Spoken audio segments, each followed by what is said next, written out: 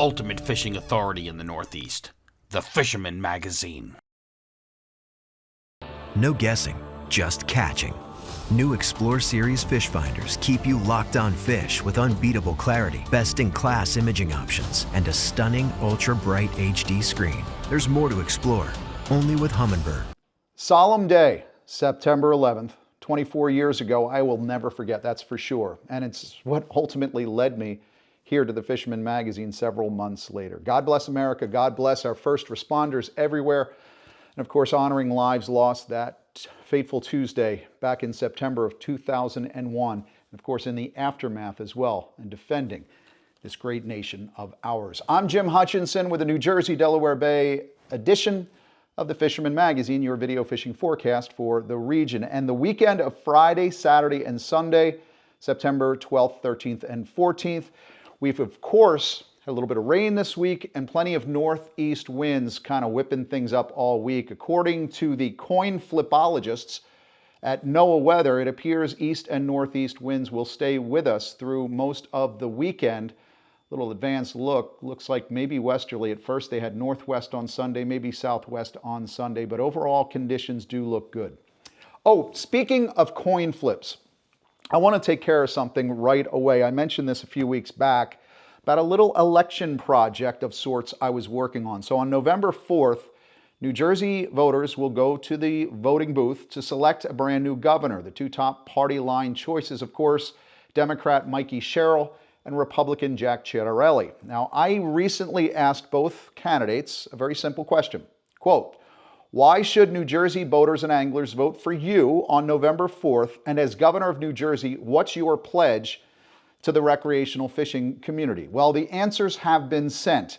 I received both of the answers last week. They'll appear in the October edition of the Fisherman magazine, which is something we're working on right now. Believe it or not, I mean, we're going to print with October in just a couple of weeks, less than 2 weeks actually, time flies. So anyway, in an effort to remain completely unbiased, 100% nonpartisan, fair and balanced, I'm putting two names in a hat right now for the October edition. And whoever's name I pull out first, Mikey or Jack, there's Jack, that's going in the hat as well, that person will be getting the left-hand read, the very first in the October edition. You will read their position first. So here we go. We're pulling out the name. I have no idea what it's going to be. What do we have here? Mikey. So the October edition, that's the October edition, Mikey Sherrill's 750-word response. Hers was about 500 words, maybe 600. But her response will go first in the October edition, followed by Jack Ciattarelli. That's October. Right now, of course, you've got the September edition. Maybe it's sitting on your desk or on your coffee table or in the office. And of course, this is the September edition that you'll find right now on newsstands and in tackle shops and marinas everywhere. The monthly lineup here for the New Jersey, Delaware Bay edition includes a look at salmon fishing by Bruce Litton, great bucket list item in the state of New Jersey. Kayak fishing for silly fish, those false albacore, Spanish mackerel, and bonito with Scott Thomas and David Urell from Yakety Yak Kayaks and Seaside. Perfect time, of course, for the Coastal Kayak Clash and you New Jersey subscribers looking to get on the board. Highmar's Nicholas Simeoli takes a look at the changing surf conditions from season to season. Jenny Ackerman spotlights the car toppers of Monmouth County. A little look at traditions. In fact, on her next open boat coming out this Sunday, Jenny has more on the car toppers of Monmouth County. Stay tuned for this week's latest open boat adventure with Jenny Ackerman. From tackling new lures, hooking into the catch of the day, or learning something new about a species. Tune in every Sunday at 6 p.m. for Jenny's latest open boat episode. Remember to like, comment, and subscribe, and most importantly, catch 'em up. Introducing the Yak Attack Sandrig Surf Cart, the ultimate beach hauler for serious anglers. Glide effortlessly over soft sand with wide balloon wheels and lightweight, corrosion-resistant construction that's completely customizable with options. Whether it's rods, coolers, or tackle, haul it all with ease. Built by surf fishermen and engineered by Yak Attack. It's the best time to buy a boat. The Jersey Shore Boat Sale and Expo. Save big, fish big. Inland, offshore, center consoles, and more. September 26th through 28th. Shoretown Ballpark. JerseyBoatExpo.com. Life is better with a boat. On page 30 of the September edition of the Fisherman, New Jersey, Delaware Bay, backcountry stripers are spotlighted by Captain Scott Newhall. It is time to Minn Kota your way along the sod banks and the sedges, looking for some light tackle action here in the backwaters. That's September, and that action will continue September, October, even into November. I would add, if you're looking for more striped bass content than you'll find in the September edition, October's loaded with striper content. It is typically our striped bass special, so that will come out in a couple of weeks. But now let's do something different here. Before we dive into the current action here in the New Jersey, Delaware Bay region, I'm going to delve deeper into the upcoming striped bass management hearings because this is critically important. So this is going to take the next 10 minutes or so. So if you don't want to talk striped bass management in the upcoming meetings, on the YouTube description, there's a link there which will get you through this section and get you over to the Dreamboat Coastal Kayak Clash update and the rest of the report. But there are some key public hearings over the course of the next several weeks, and I want to stress how important it is for anybody who's a striped bass angler to attend one of these meetings. Now, New Hampshire, Maine, Virginia meetings have already been held. And next week, we'll begin a new round of public hearings in Connecticut, Rhode Island, New Jersey, New York, and Delaware. Pennsylvania is the week after that. Now, on the screen right now, details for folks in the New Jersey, Delaware Bay region for next week. And as the saying goes, speak now or forever hold your peace. New Jersey anglers, Tuesday, September 16th from 6 to 8 p.m. at the Stafford Township Firehouse. That's at 133 Stafford Avenue in Manahawkin. That's where the Atlantic States Marine Fisheries Commission will present their case for a 12 or 13% reduction in striped bass mortality in 2026. They'll detail where and how any seasonal closures will be established, and the debates over harvest versus catch and release will soon commence. Now, New Jersey's hearing on Tuesday is in person. There's no webinar portion that I can see, but ASMFC will hold an online webinar portion for everybody along the Striper Coast. That's coming up on September 29th. I'll let you know about that because you might not have any official comments on Tuesday. You might need to digest this. You have until October 3rd, I believe, to submit your full comments. You can see the full story on this front and center over at thefisherman.com. I would like to remind you, though, image on the screen, going back to February of 2020, the last time New Jersey hosted a critically important striper hearing, it was at the Stafford Township Municipal Complex. It was standing room only. Inside, people were standing in the vestibule, outside.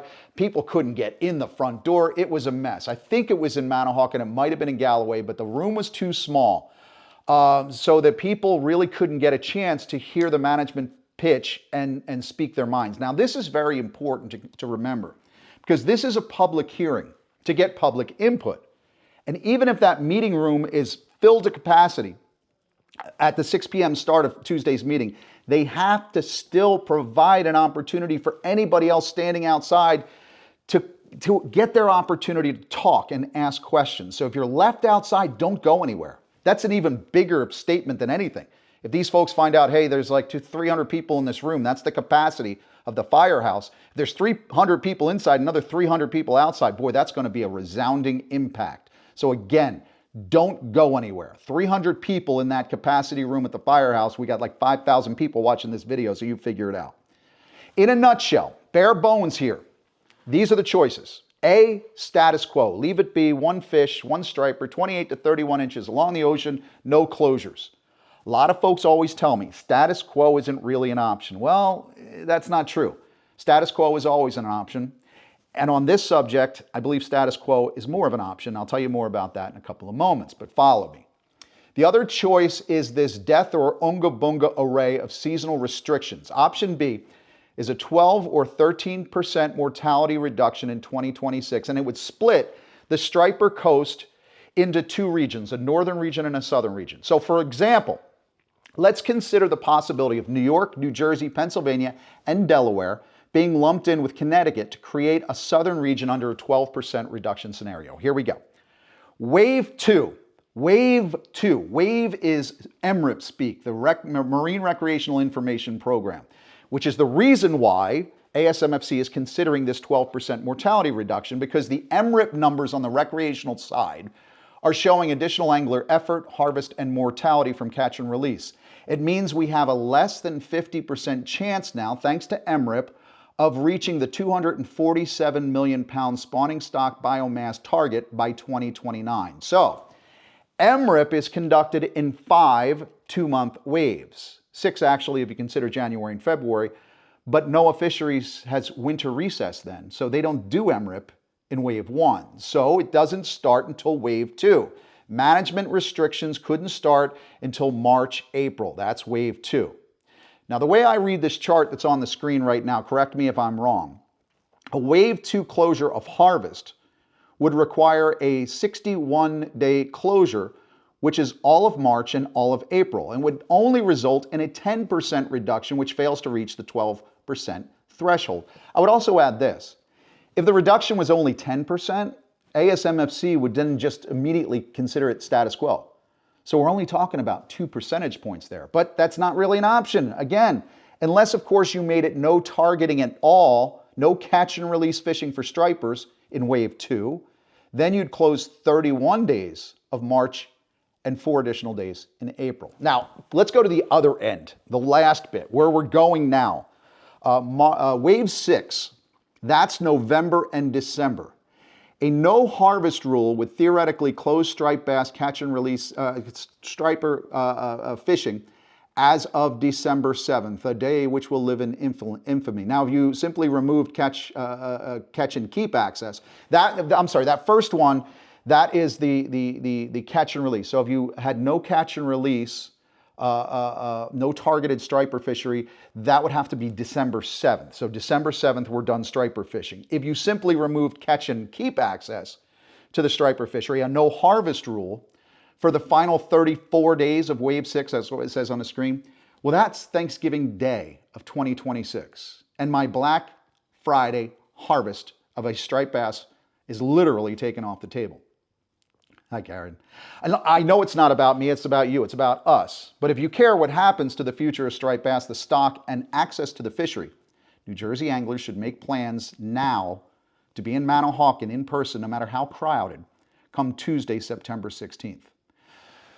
So this brings me back to the status quo. Is it really an option? And again, my answer is yes, because the American Sport Fishing Association this week took a rather bold position telling ASMFC to reject the seasonal closure options. Quote, additional season closures are being proposed even though the current striped bass fishing mortality is at a 30-year low, well below the fishing mortality target and threshold.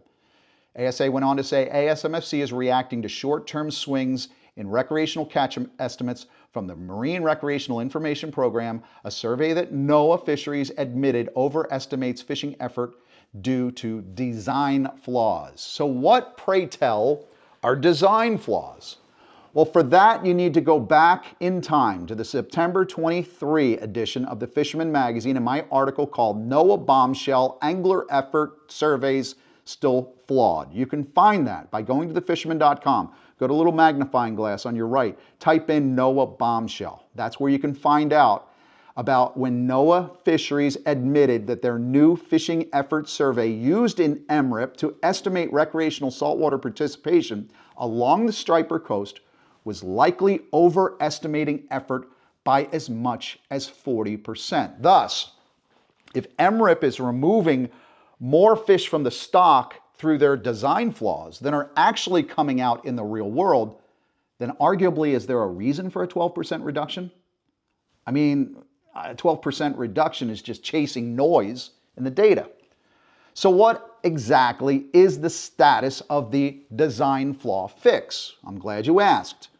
NOAA Fisheries has a peer review workshop for their fishing effort survey calibration model coming up on September 23rd and 24th. Pending peer review results and then the next steps, calibrated estimates using the new peer-reviewed model are anticipated to be available for use in subsequent stock assessments and fisheries management decisions starting in the spring of 2026. Basically, as these striped bass hearings are coming to a close, NOAA Fisheries will be peer reviewing their new fishing effort survey component of MRIP, which won't get rolled out and implemented until after this important striped bass decision is being made. And again, the striped bass decision is being made because of the MRIP estimates.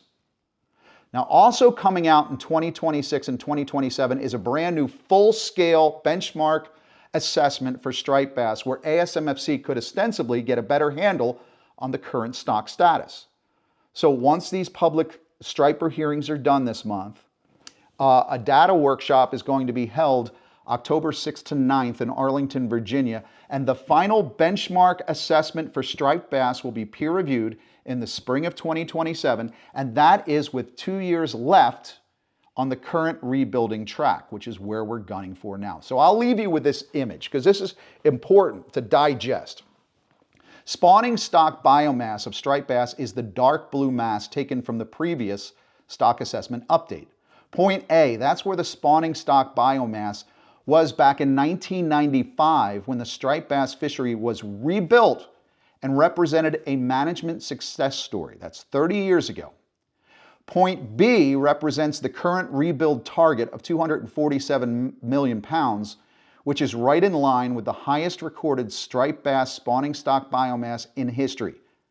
Point C is where we are today, right where we were during the 1995 celebration of a rebuilt stock and still currently on the uptick and rebuilding trajectory. So spawning stock biomass isn't collapsing, it's just not on target based on the MRIP. Now these are important images and facts to burn into your brain, along with the overall mortality targets on the right-hand side of the screen. You can see the vertical lines represent the recreational fishing mortality, harvest and catch and release.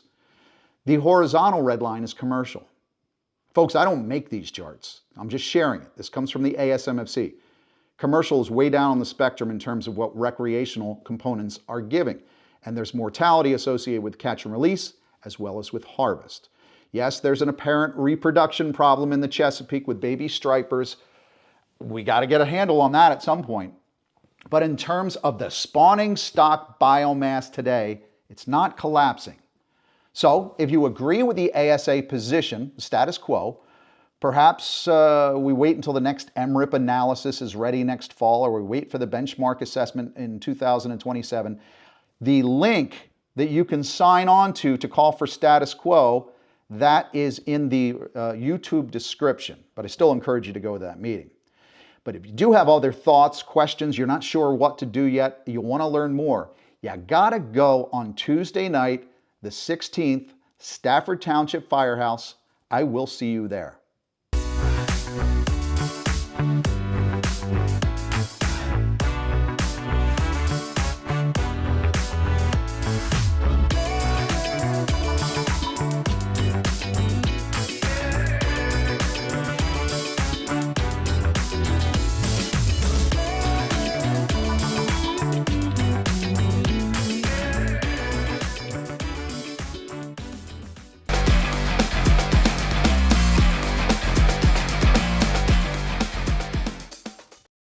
On to the catches.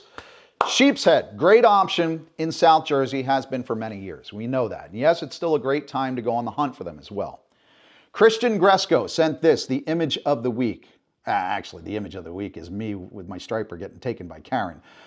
But this image made me happy too. A beautiful shot of Philip Crazy Legs Franks with a 22.5-inch South Jersey sheepshead caught and released over the past weekend. South Jersey.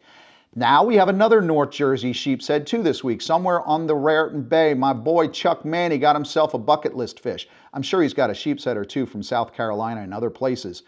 But that boy's bucket list is probably about filled at this point. But this is his first Raritan Bay sheepshead, also released this week to fight another day. With that single fish bag limit on tog that we have in the Garden State right now, it makes great sense to drop a piece of crab, a greenie, a white leg, or Asian, even a sand crab, on a piece of structure. Although Chuck tells me that the sheepshead he caught was on one of his, quote, beloved sandworms. Sandworms, an outstanding bait along the Raritan Bay. Go ask Phil at the tackle box. Fishing for weakfish, everything for years and years. Now, I often recommend the slack tide on a particular bit of structure for me in the back bay when I'm looking for blackfish or sheepshead. But Chuck said it didn't matter for them in North Jersey. And I know from speaking with Captain Dan Schaefer of Insomniac Guide Service and Bottom Sweeper Jigs down in Cape May County, he doesn't really care much about slack tide either. In the famed waters of Panama awaits a fishing experience like no other. Tropic Star Lodge welcomes anglers to get in on world-famous fishing action. Plan your perfect trip today. Tropic Star Lodge, the ultimate in fishing adventures for more than 60 years.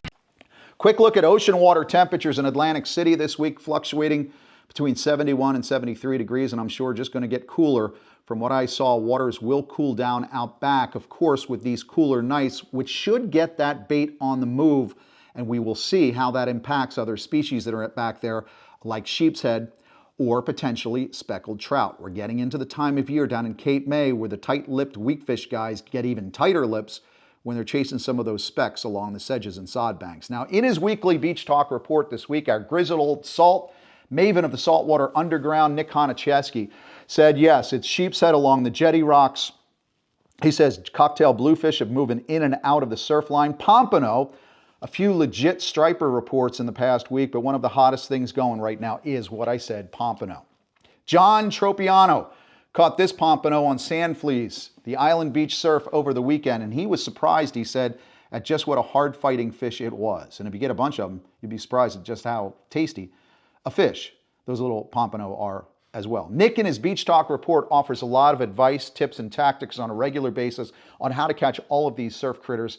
And this week he also has suggested that these northeast winds that we're seeing this week, it may push some more pompano into the surf and hopefully those false albacore as well. So I think we're getting into that time of year after this blow when things clean up a little bit, that false albacore action along the surf line should be pretty solid as well in the coming weeks. Now, fluker in the wash, front side and the back. Cam at Boulevard Bait and Tackle in Ocean View said Hunter here had a great day at the inlet last week, catching tons of flounder, summer flounder. So if the easterlies are kind of a thorn in your side, you can turn your back on the wind, ply the backwaters around the inlets where possible this week at the Jersey Shore. Good fish at a Creekside Outfitters in Waretown this week. Riley here tabbed an 8-pounder along the sedges inside. He wasn't out front. The crew there at Creekside said, quote, don't discount the bay for big fluke still this late in the season. We've been talking about that for several weeks. Some of my stretches along the upper stretches of Barnegat Bay, a lot of little fish. You get closer to the inlets or anywhere where all this bait is congregating, and that's where you are going to find some bigger fish. With finger mullet, peanut bunker, and spearing on the move, you can, of course, expect a few area rugs in tight along the beaches as well. Wayne Woodland weighed this 7.55-pound fluke in at Grumpy's this week. The crew there said, quote, mullet season means big fluke. Another shorebound fluke catch. Pedro Ildefonso got his new personal best from shore this week. I asked him where. He replied, somewhere, with the background changed to protect the innocent. What is it with these young'uns, man? They've learned spot discretion early in their life. By boat in New Jersey, South Jersey especially, you're going to want to head deep this weekend. Think Wildwood or Cape May reef sites, yeah, but some folks are pressing even farther in these final days of summer flounder. Boats like the Skylarker, on the other hand, coming out of Belmar, those boats don't have to go out so far to get into that structure. It drops deeper in North Jersey. It's a slope, a shallow slope down in South Jersey. But I'll tell you what, the Skylarker's been doing pretty well. Jesse Rosario of Woodbridge got his 6.2-pounder with Captain Steve Spinelli heading out into the offshore waters not far from shore this week. Remember, as of this very day, counting today, you have 14 days left in New Jersey's summer flounder season. And the seasonal transition continues. The leaves begin to turn. A beautiful place to enjoy the fall foliage right now with a bend in your rod, for sure, the Pocono Mountains. With your freshwater update, let's go to George Shower, our Pocono Outdoors Guy. Well, hey, thanks, Jim. You can see behind me here at the boat ramp at Beltsville, pretty much wide open, only a few guys out here doing some fishing.